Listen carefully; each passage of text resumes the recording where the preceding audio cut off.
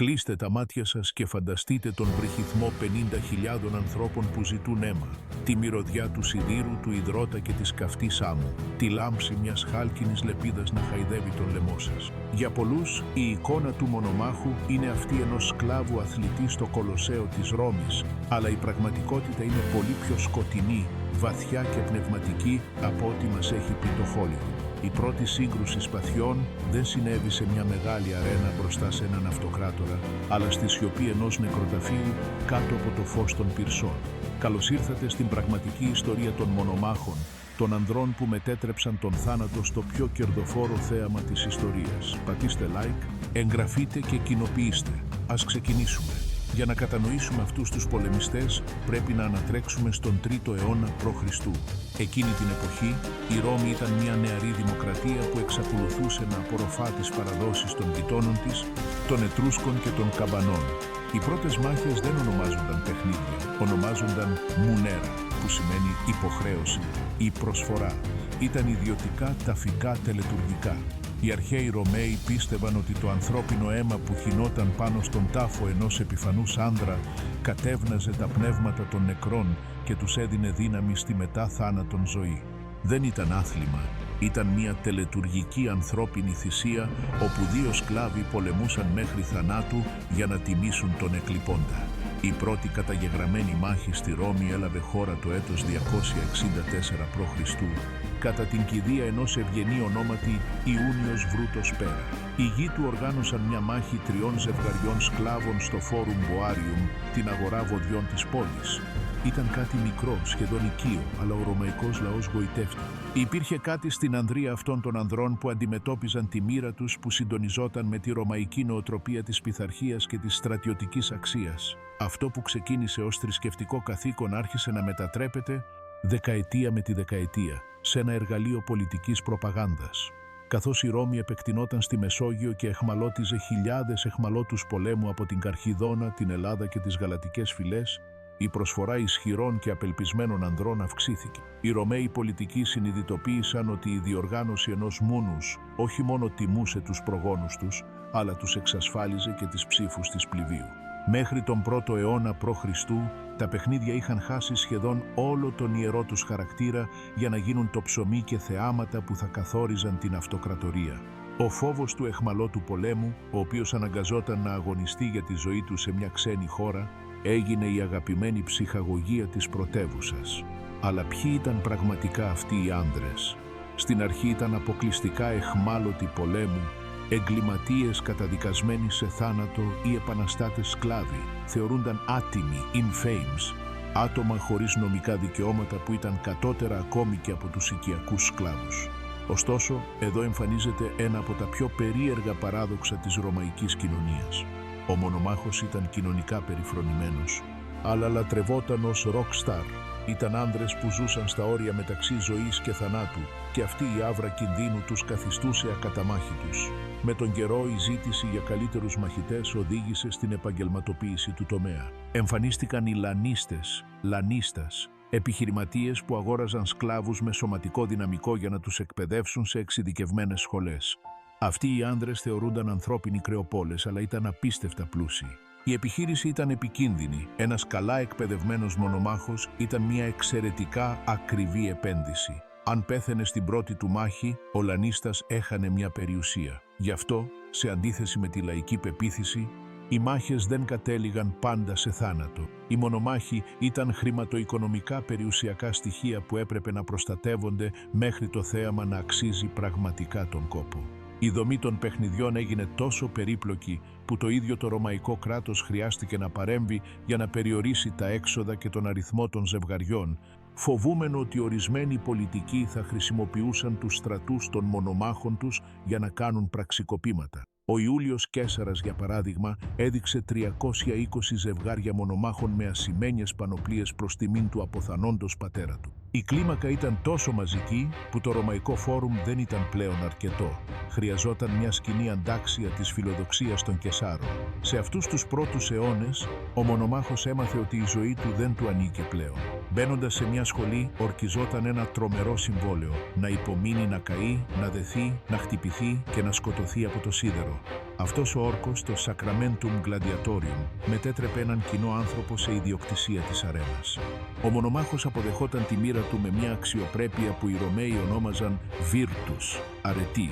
Αν έπρεπε να πεθάνει, έπρεπε να το κάνει χωρίς κραυγή, προσφέροντας τον λαιμό του στον νικητή με μια τρομακτική ηρεμία. Αυτή η ηρεμία ήταν αποτέλεσμα μιας επιστημονικής εκπαίδευσης που θα διέψευδε οποιαδήποτε εικόνα βαρβαρότητας. Δεν ήταν απλοί βάρβαροι που χτυπιόντουσαν με τσεκούρια. Ήταν χειρουργοί του ατσαλιού. Κάθε κίνηση ήταν χορογραφημένη για να μεγιστοποιήσει την ένταση του κοινού.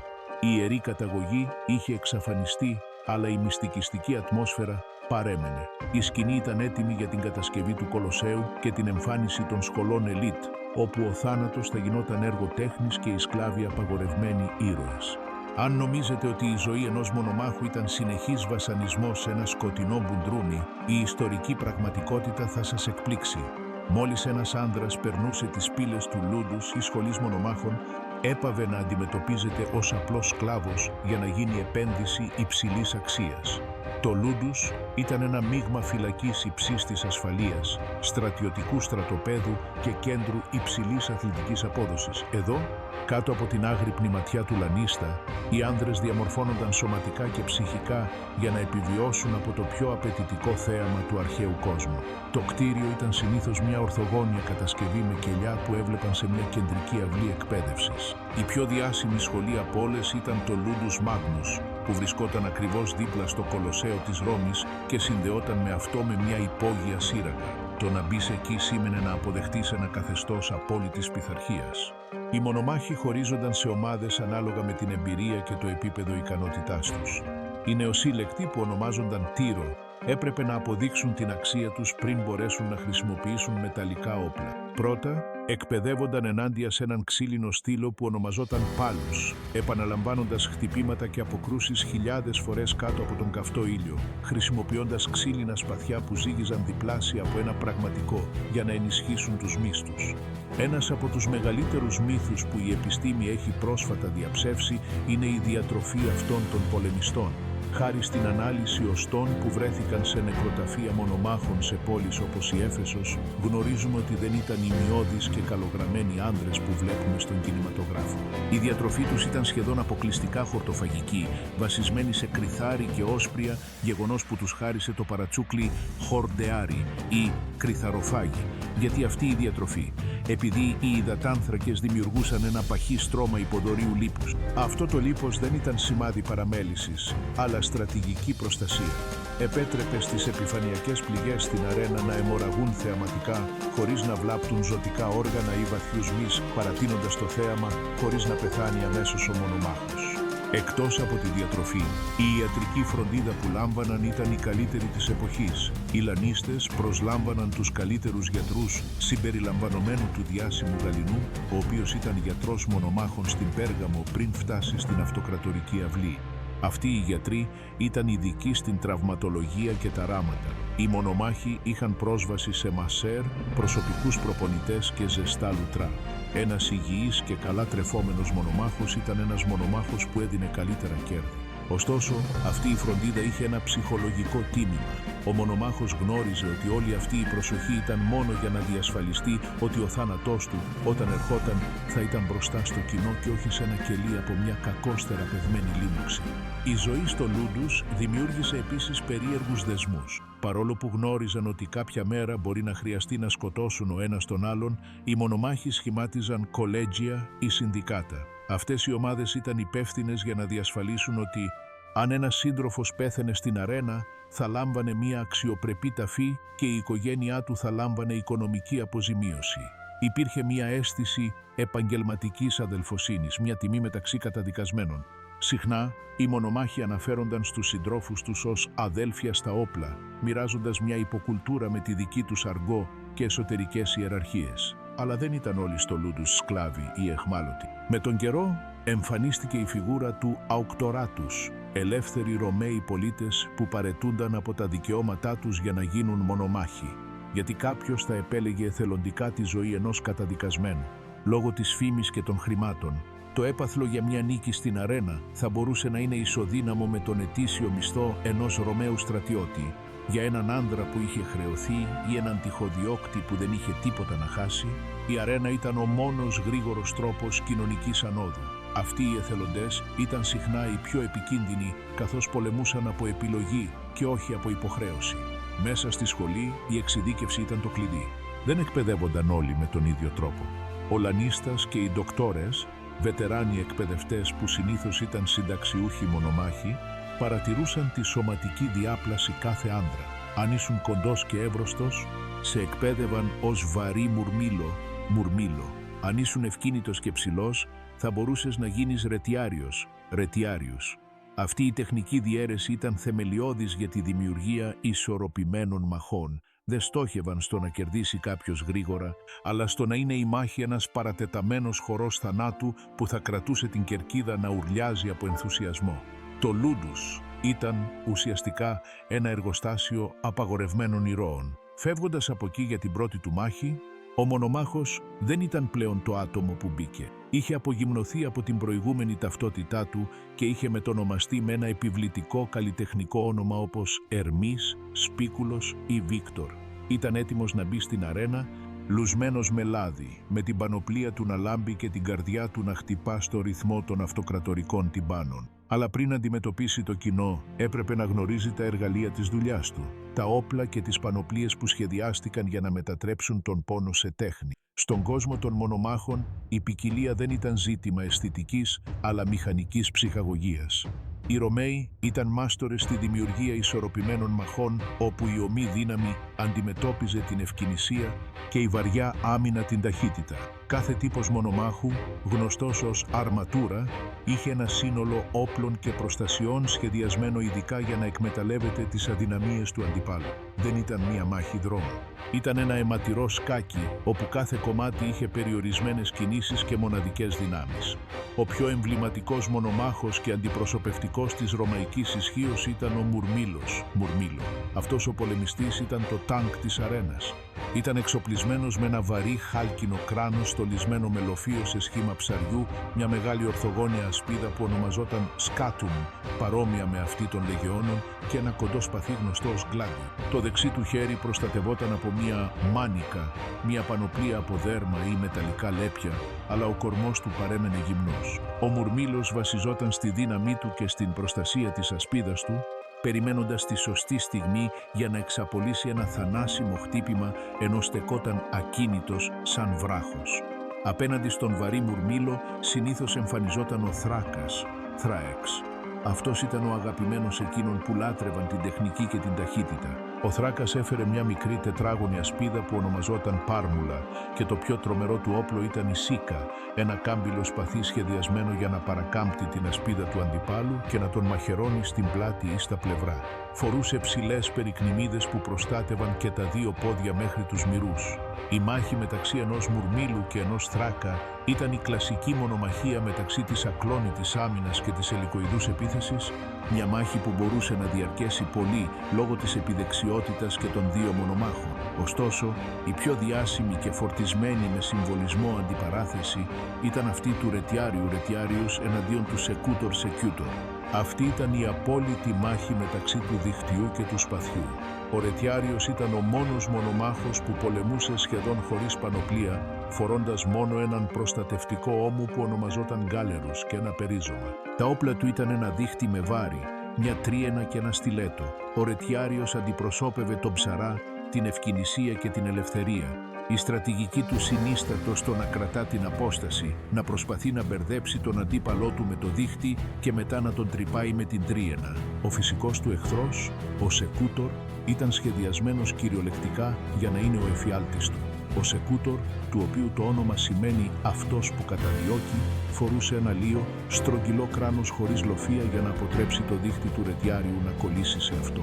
Οι τρύπες του για τα μάτια ήταν ελάχιστες για να προστατευτεί από τις αιχμές της Τρίαινας, αν και αυτό περιόριζε δραστικά την όραση και την αναπνοή του. Ήταν μια ψυχολογική μάχη. Ο Σεκούτορ έπρεπε να προχωρά αδυσόπιτα, υπομένοντας τη ζέστη και την έλλειψη αέρα μέσα στο κράνος, ενώ ο Ρετιάριος χόρευε γύρω του ψάχνοντας για ένα λάθος. Αν ο Σεκούτορ έφτανε τον ψαρά, η μάχη τελείωνε σε δευτερόλεπτα. Αν ο Ρετιάριος κατάφερε να κουράσει τον Σεκούτορ, ο θάνατος ήταν αργός και επώδυνος. Υπήρχαν και άλλοι λιγότερο συνηθισμένοι αλλά εξίσου συναρπαστικοί τύποι. Ο προβοκάτορας, Provocator, ήταν ο μόνος που φορούσε μεταλλικό θώρακα και συνήθως πολεμούσε εναντίον άλλων της ίδιας τάξης για να ανοίξει τους αγώνες. Ο Εσεντάριος, πολεμούσε από ένα άρμα μάχης κελτικού τύπου, ενώ ο Δημακέρος, ήταν ειδικός στη μάχη με δύο σπαθιά ταυτόχρονα, μια πειθαρχία που απαιτούσε εκπληκτική μυϊκή συνέργεια και ήταν πολύ δημοφιλή στο πιο τεχνικό κοινό. Μια λεπτομέρεια που συχνά ξεχνιέται είναι ότι οι μονομάχοι πολεμούσαν σχεδόν πάντα με γυμνό στήθος. Αυτό δεν οφειλόταν σε έλλειψη πόρων, αλλά σε σχεδιασμό. Το γυμνό στήθος αύξανε τον κίνδυνο ορατών τραυμάτων που ήθελε να δει το κοινό, αλλά χρησιμεύε επίσης ώστε, σε περίπτωση τελικής εκτέλεσης, ο ηττημένος να μπορεί να προσφέρει τον λαιμό ή το στήθος του χωρίς εμπόδια. Ο οπλισμός δεν ήταν φτιαγμένος για να προστατεύει τον άνθρωπο πλήρως, αλλά για να παρατείνει το δράμα της μάχης. Τα όπλα ήταν πραγματικά έργα τέχνης. Τα σπαθιά σφυριλατούνταν με ατσάλι υψηλής ποιότητας και τα κράνη διακοσμούνταν με ανάγλυφα θεών, φτερωτών νικών ή σκηνών κυνηγιού. Ένας μονομάχος ελίτ φορούσε πάνω του μία μικρή περιουσία σε εξοπλισμό. Το βάρος αυτών των πανοπλιών ήταν σημαντικό. Ένας μουρμήλος μπορούσε να φέρει περισσότερα από 15 ή 20 κιλά εξοπλισμού κάτω από τον καυτό ρωμαϊκό μεσημεριανό ήλιο. Αυτό μετέτρεπε την αρένα σε μια δοκιμασία ακραίας καρδιαγγειακής αντοχής, όπου πολλοί άνδρες έπεφταν από εξάντληση πριν λάβουν ένα μόνο κόψιμο. Όλος αυτός ο εξοπλισμός φυλασσόταν στο αρμαμεντάριουμ της σχολής και δινόταν στους μονομάχους μόνο την ημέρα της μάχης. Βλέποντας αυτούς τους οπλισμένους άνδρες, ο καθένας να αντιπροσωπεύει μια διαφορετική κουλτούρα που είχε κατακτηθεί από τη Ρώμη, το κοινό αισθανόταν ότι έβλεπε την αυτοκρατορία σε μικρογραφία. Κάθε σύγκρουση μετάλλου, κάθε λάμψη ενός κράνους στον ήλιο ήταν μια υπενθύμηση της δύναμης της Ρώμης στον γνωστό κόσμο. Αλλά τα όπλα ήταν μόνο η μισή απόλαυση. Το πραγματικό δράμα άρχιζε όταν οι πολεμιστές έβγαιναν από τη σύραγγα και πατούσαν στην άμμο, αντιμετωπίζοντας πρόσωπο με πρόσωπο τη μοίρα και την ιδιότροπη βούληση χιλιάδων θεατών που διψούσαν για δόξα. Πατήστε like, εγγραφείτε και κοινοποιήστε. Για έναν Ρωμαίο πολίτη, το να παρακολουθήσει τους αγώνες δεν ήταν απλώς να πάει να δει μια μάχη. Ήταν ένα κοινωνικό, πολιτικό και αισθητηριακό γεγονός που διαρκούσε όλη την ημέρα. Το θέαμα, γνωστό ως εντίτσιο, ήταν χιλιομετρικά οργανωμένο για να διατηρεί την ένταση από την αυγή μέχρι το σούρουπο. Η αρένα, καλυμμένη με λεπτή άμμο για να απορροφήσει το αίμα, στην πραγματικότητα η λέξη αρένα προέρχεται από το λατινικό χαρένα, που σημαίνει άμμος. Γινόταν το κέντρο του σήματος. Κάτω από αυτήν, το υπόγειο, Hypogeo, ένας λαβύρινθος από σύραγγες, ανελκυστήρες και καταπακτές, ήταν μια κυψέλη δραστηριότητας όπου εκατοντάδες σκλάβοι και τεχνικοί εργάζονταν στο σκοτάδι για να συμβούν τα θαύματα στην επιφάνεια. Η μέρα ξεκινούσε με τη Βενάτσιο ή τα κυνήγια ζώων. Η Ρώμη έφερνε εξωτικά θηρία από όλες τις γωνιές της αυτοκρατορίας, λιοντάρια από τη Βόρεια Αφρική, τίγρης από την Κασπία, αρκούδες από τη Σκωτία και ελέφαντες από την Ινδία. Οι Βενατόρες, ειδικοί στη μάχη ενάντια στα ζώα, έμπαιναν για να δείξουν την κυριαρχία του ρωμαϊκού πολιτισμού πάνω στην άγρια φύση. Χιλιάδες ζώα πέθαιναν σε ένα μόνο πρωινό. Λέγεται ότι για τα εγγένεια του Κολοσσέου θυσιάστηκαν περισσότερα από 9.000 θηρία. Το κοινό βρυχιόταν από τον εξωτισμό και τον κίνδυνο, ενώ τα σκηνικά άλλαζαν μαγικά χάρη σε υδραυλικές πλατφόρμες που έκαναν να ξεπηδούν δάση ή ερήμους από το έδαφος της αρένας. Το μεσημέρι η ατμόσφαιρα άλλαζε και γινόταν πιο ζωφερή. Ήταν η ώρα των μεριντιάνι, των εκτελέσεων εγκληματιών και εχμαλώτων πολέμου. Οι Ρώμοι δεν έχανε την ευκαιρία να δώσει ένα δημόσιο παράδειγμα. Ορισμένοι ρίχνονταν στα θηρία χωρίς όπλα, άλλοι αναγκάζονταν να αναπαραστήσουν ελληνικούς μύθους όπου ο πρωταγωνιστής πέθαινε πραγματικά. Αυτές οι εκτελέσεις θεωρούνταν από την ελίτ ως η στιγμή για να πάνε για φαγητό, αλλά για την πληβείο ήταν μια γραφική υπενθύμηση του τι συνέβαινε σε όποιον αμφισβητούσε τους νόμους της αυτοκρατορίας. Ωστόσο, όλα αυτά ήταν μόνο το ορεκτικό για το κυρίως πιάτο που ξεκινούσε όταν ο ήλιος άρχιζε να δύει. Η κορυφαία στιγμή ερχόταν με την επίσημη πομπή που ονομαζόταν πόμπα. Οι μονομάχοι έμπαιναν στην αρένα ντυμένοι με χρυσούς και πορφυρούς μανδύες, παρελάβνοντας μπροστά στη σκηνή του αυτοκράτορα ή του έντιτορ που πλήρωνε για τους αγώνες. Εδώ βρίσκεται η περίφημη φράση «Ave, Caesar, morituri te salutant, χαίρε Καίσαρα», αυτοί που πρόκειται να πεθάνουν σε χαιρετούν. Αν και είναι μια εμβληματική φράση, οι ιστορικοί πιστεύουν ότι δεν υπόθηκε σε όλες τις μάχες, αλλά ήταν ένας συγκεκριμένος χαιρετισμός σε μια ναυμαχία. Ακόμα κι έτσι, αντικατόπτριζε την απόλυτη υποταγή του πολεμιστή στην εξουσία του κράτους. Οι μάχες των μονομάχων παρακολουθούνταν με σχεδόν ακαδημαϊκή προσοχή. Δεν ήταν χαοτικές μάχες. Υπήρχαν διαιτητές γνωστοί ως σουμαρούντις, ντυμένοι με λευκούς χιτώνες και οπλισμένοι με ράβδους για να διασφαλίσουν ότι τηρούνταν οι κανόνες. Αν ένας μονομάχος ήταν πολύ παθητικός, ο διαιτητής διέταζε τους σκλάβους να τον μαστιγώσουν ή να τον τσιμπήσουν με πυρωμένα σίδερα για να τον αναγκάσουν να πολεμήσει. Το κοινό στοιχημάτιζε περιουσίες και φώναζε τεχνικές συμβουλές, αναλύοντας κάθε χτύπημα σαν να ήταν ένα σύγχρονο επαγγελματικό άθλημα. Ο πιο επίμονος μύθος αυτής της στιγμής είναι αυτός του αντίχειρα προς τα κάτω. Στην πραγματικότητα η χειρονομία ονομαζόταν πόλης βέρσο, που σημαίνει γυρισμένος αντίχειρα. Δεν γνωρίζουμε με απόλυτη βεβαιότητα ποια κατεύθυνση έδειχνε τον θάνατο, αλλά πολλοί ειδικοί προτείνουν ότι ο αντίχειρας που εκτινόταν προς το λαιμό ή το στήθος ζητούσε την εκτέλεση, ενώ ο αντίχειρας κρυμμένος μέσα στη γροθιά, το πόλης κομπρέσο, έδειχνε τη συγχώρεση ή μίσιο. Η τελική απόφαση δεν ήταν του κοινού, αλλά του αυτοκράτορα ή του έντιτορ, αν και αυτοί σχεδόν πάντα ακολουθούσαν τη βούληση της μάζας για να αποφύγουν εξεγέρσεις.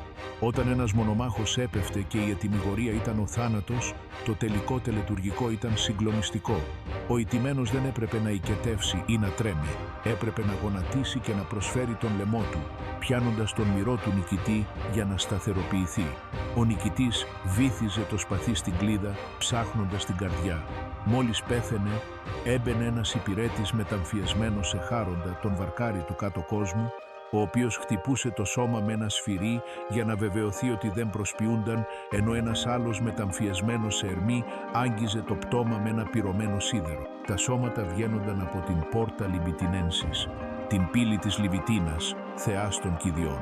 Στο απογυμνωτήριο αφαιρούσαν την πανοπλία και καθάριζαν το αίμα για την επόμενη μάχη. Εν τω μεταξύ, η άμμος καθαριζόταν και καλυπτόταν με φρέσκια άμμο για να σβήσει κάθε ίχνος της προηγούμενης σφαγής. Το θέαμα έπρεπε να συνεχιστεί.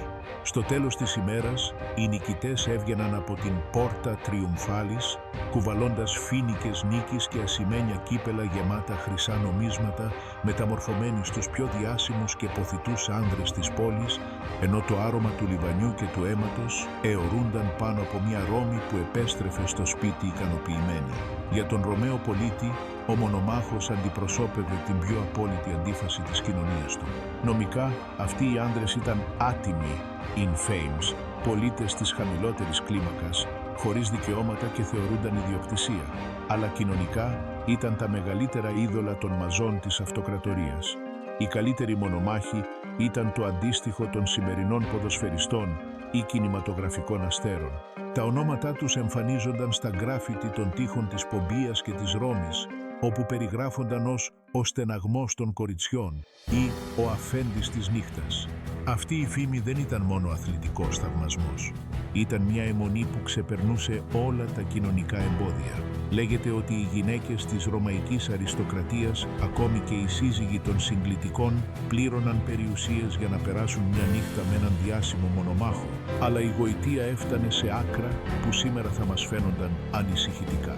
Το αίμα και ο ιδρώτας ενός νικηφόρου μονομάχου συλλέγονταν από τους λανίστες και πολλούνταν ως είδη πολυτελείας. Ο ιδρώτας, αναμεμειγμένος με λάδια και αρώματα, Πολλούνταν ως ένα πανάκριβο καλλυντικό που χρησιμοποιούσαν οι γυναίκες για να βελτιώσουν την επιδερμίδα τους, πιστεύοντας ότι περιείχε τη ζωτική δύναμη και την ανδρεία του πολεμιστή. Πιστευόταν ακόμη και ότι η κατανάλωση του ζεστού αίματος ενός πρόσφατα νεκρού μονομάχου στην αρένα μπορούσε να θεραπεύσει την επιληψία. Το σώμα του μαχητή θεωρούνταν φυλαχτό καθαρής ενέργειας.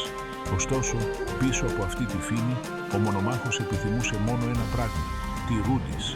Η Ρούντις ήταν ένα μικρό ξύλινο σπαθί που ο αυτοκράτορας ή ο έντιτορ των αγώνων έδινε σε έναν μονομάχο ως σύμβολο της ελευθερίας του.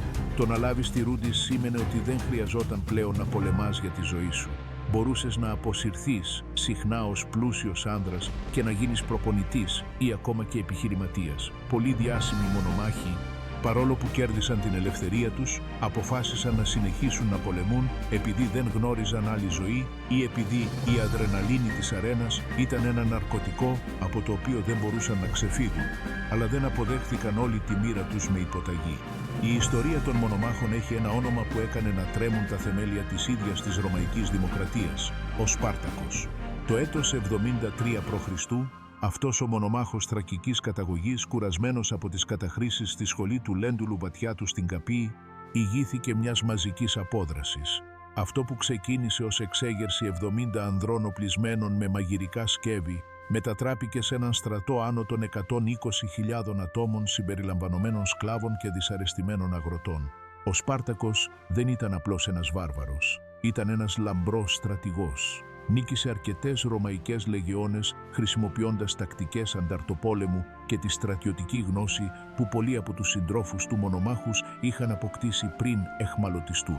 Για 2 χρόνια οι επαναστάτες μονομάχοι ταπείνωσαν τη Ρώμη στο ίδιο της το έδαφος, αποδεικνύοντας ότι οι άνδρες που είχαν εκπαιδευτεί για το θέαμα ήταν περισσότερο από ικανοί να καταστρέψουν επαγγελματικούς στρατούς. Η εξέγερση τελικά καταπνίγηκε από τον Μάρκο Λικίνιο Κράσο και 6.000 από τους οπαδούς του Σπάρτακου σταυρώθηκαν κατά μήκος της Απίας Οδού από την Καπίη έως τη Ρώμη ως μακάβρια προειδοποίηση. Αυτή η εξέγερση άλλαξε για πάντα τον τρόπο με τον οποίο οι Ρωμαίοι έβλεπαν τους μονομάχους τους. Άρχισαν να τους βλέπουν με έναν σεβασμό αναμεμειγμένο με βαθύ τρόμο. Παρά τον κίνδυνο εξέγερσης, οι αγώνες δεν σταμάτησαν, αλλά έγιναν πιο υπερβολικοί. Ορισμένοι αυτοκράτορες έφτασαν την αιμονή τους στα άκρα, όπως ο διάσημος Κόμμοδος, ο οποίος πίστευε ότι ήταν η μετενσάρκωση του Ηρακλή. Ο Κόμμοδος κατέβαινε στην αρένα για να πολεμήσει, αν και οι μάχες του ήταν εντελώς στημένες. Οι αντίπαλοι του χρησιμοποιούσαν ξύλινα όπλα ή παραδίδονταν αμέσως στον αυτοκράτορα, ο οποίος εισέπρατε αστρονομικά ποσά από το Δημόσιο Ταμείο για κάθε νίκη. Αυτή η υποβάθμιση της τιμής του μονομάχου από έναν αυτοκράτορα θεωρήθηκε από την αριστοκρατία ως σημάδι της μη αναστρέψιμης παρακμής της Ρώμης. Η φήμη των μονομάχων επεκτάθηκε και στις γυναίκες, αν και λιγότερο συνηθισμένες.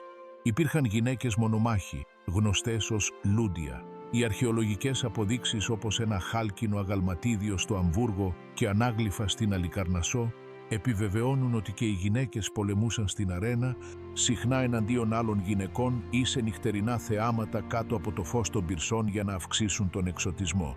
Ωστόσο, η συμμετοχή τους ήταν πάντα αμφιλεγόμενη και κατέληξε να απαγορευτεί από τον αυτοκράτορα Σεπτίμιο Σεβίρο το έτος 200 μετά Χριστόν, ο οποίος φοβόταν ότι η παρουσία γυναικών στην αρένα θα υπονόμευε την αξιοπρέπεια του γυναικείου φύλου και των αγώνων. Ο μονομάχος ήταν ο απαγορευμένος ήρωας κατεξοχήν. Αντιπροσώπευε τη ρωμαϊκή στρατιωτική αξία, αλλά ζούσε στην ατιμία. Ήταν ο άνδρας που όλοι ήθελαν να είναι και που κανείς δεν ήθελε να καλέσει στο τραπέζι του. Στην κορυφή της καριέρας του ένας μονομάχος μπορούσε να τα έχει όλα, εκτός από τη νομική του ελευθερία. Αυτή η συνεχής ένταση μεταξύ της λάμψης της δόξας και της σκιάς του θανάτου ήταν αυτό που κράτησε την αρένα ζωντανή για αιώνες. Αλλά καθώς η αυτοκρατορία άλλαζε και μια νέα πίστη άρχιζε να εξαπλώνεται στους δρόμους της Ρώμης, οι μέρες των αγώνων αίματος ήταν μετρημένες. Το μεγαλύτερο θέαμα στον κόσμο ήταν έτοιμο να αντιμετωπίσει έναν εχθρό που δεν μπορούσε να νικηθεί με ένα καμπύλο σπαθί ή μια τρίαινα. Καθώς η Ρωμαϊκή Αυτοκρατορία προχωρούσε προς τον 4ο και τον 5ο αιώνα μετά Χριστόν, ο βρυχυθμός του Κολοσσέου άρχισε να σβήνει. 2 κύριοι παράγοντες καταδίκασαν τους μονομάχους, η οικονομία και η θρησκεία. Η διατήρηση των αγώνων ήταν απίστευτα ακριβή. και μια αυτοκρατορία που μαστιζόταν από βαρβαρικές εισβολές και πληθωρισμό δεν μπορούσε πλέον να αντέξει την πολυτέλεια να θυσιάζει χιλιάδες άνδρες και ζώα για καθαρή διασκέδαση. Επιπλέον, η άνοδος του χριστιανισμού άλλαξε τη ηθική της εποχής. Για τους νέους ηγέτες της Εκκλησίας, το θέαμα να βλέπουν άνδρες να σκοτώνουν ο ένας τον άλλον για ευχαρίστηση ήταν ένα αποτρόπαιο θέαμα που προσέβαλε τη Θεία Δημιουργία. Ο αυτοκράτορας Κωνσταντίνος ο Μέγας ήταν ο πρώτος που θέσπισε νόμους για τον περιορισμό των αγώνων, αν και η παράδοση ήταν τόσο βαθιά ριζωμένη στον λαό που οι μάχες συνεχίστηκαν κρυφά ή περιορισμένα για δεκαετίες. Το τελικό χτύπημα συνέβη το έτος 404 μετά Χριστόν. Σύμφωνα με την παράδοση, ένας μοναχός ονόματι Τηλέμαχος πήδηξε στην αρένα του Κολοσσέου για να προσπαθήσει να χωρίσει δύο μονομάχους, φωνάζοντας να σταματήσει η σφαγή.